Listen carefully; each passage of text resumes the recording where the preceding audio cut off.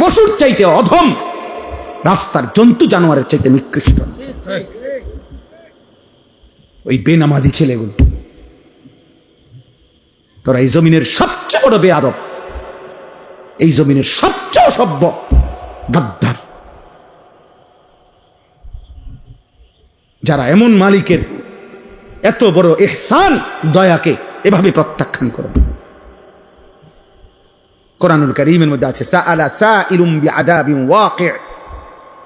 মক্কার কাফের বেঈমান নবীজি যখন বলতো আল্লাহ তোমাদেরকে আল্লাহর ইবাদত না করলে, ঈমান না আনলে আযাব দিবে, তো মক্কার এক কাফের ছিল নজর ইবনে হারেস, কাফের সর্দার। এই বেঈমান নবীজির সামনেই বলতো, হে আল্লাহ, মুহাম্মদ যে কয় আমরা তোমারে না মানলে কি আযাব দিবা বলে, চাই কি আযাব চান দাও।